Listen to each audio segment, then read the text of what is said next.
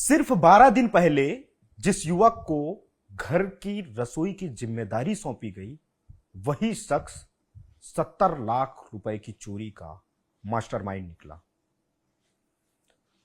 कोयला कारोबारी के घर में 70 लाख रुपए की चोरी हुई थी और इस चोरी को रसोइया ने अपने एक साथी के साथ मिलकर के अंजाम दिया। फिलहाल पुलिस ने 12 घंटे के भीतर उस आरोपी को दबोच लिया है।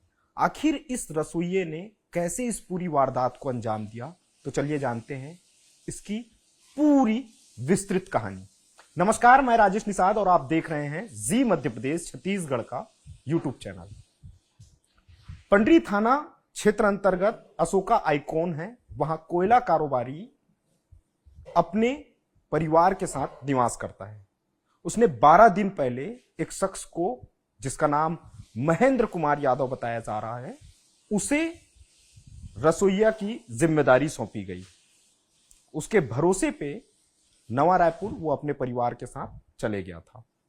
लौट कर आया तो ना रसोइया नजर आया, बल्कि घर के अंदर घुसते ही अलमारी का लॉकर टूटा हुआ था, दरवाजे खुले हुए थे, जो पैसे थे वो पूरी तरह से गायब हो चुके थे। इतना ही नहीं, बल्कि सोने चांदी के जेवर भी लेकर के फरार हो चुका था। शक हुआ तो रसोइया के ऊपर थाना पहुंचे पंडरी। थाना पहुंचने के बाद इसकी पूरी लिखित शिकायत दर्ज कराई गई है। जब पुलिस को इस पूरी चोरी की जब कहानी बताई गई कि तकरीबन 51.5 लाख रुपए नगद और साथ साथ 20 लाख रुपए के सोने चांदी के जेवर, यह वाकया सुनकर पुलिस के भी होश उड़ गए।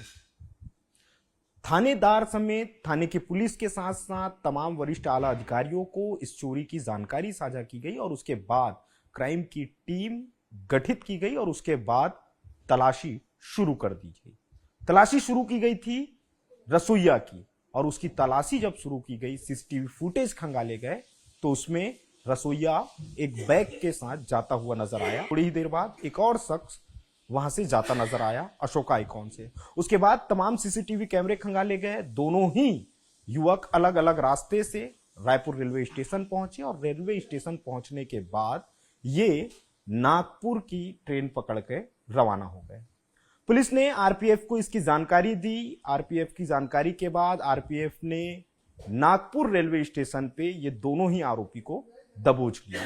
दबोचने के बाद उसे रायपुर लाया गया और उसके बाद जब इनसे पूछताछ शुरू हुई तो पूछताछ के दौरान चौंकाने वाले खुलासे हुए। 51.5 लाख रुपए भी बरामद हो गए और उसके बाद जो जेवर थे वह भी बरामद हो गए। इसका खुलासा रायपुर के क्राइम ब्रांच के डीसीपी के द्वारा पूरे मामले का राजपास किया गया है। लेकिन सबसे बड़ा सवाल यह उठता है इस पूरे घटनाक्रम से कि रसोइये ने कितने शातिर अंदाज में इस पूरी वारदात को अंजाम दिया।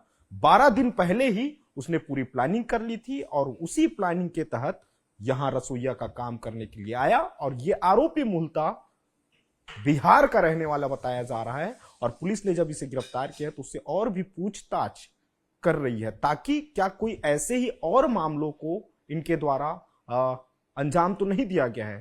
तो उन तमाम वारदातों की छानबीन में अब पुलिस की टीम जुटी हुई है। लेकिन इस आरोपी के द्वारा जो वारदात को अंजाम दिया गया है, इस आरोपी ने न केवल चोरी की बल्कि एक भरोसा भी, अपने मालिक का जो भरोसा है उस भरोसे को भी तोड़ दिया है। फिलहाल तमाम रकम बरामद हो गए हैं। चोरी के जितने भी मसरूका हैं वो बरामद हो गए हैं और ये दोनों ही आरोपियों से पुलिस के द्वारा पूछताछ की जा रही है।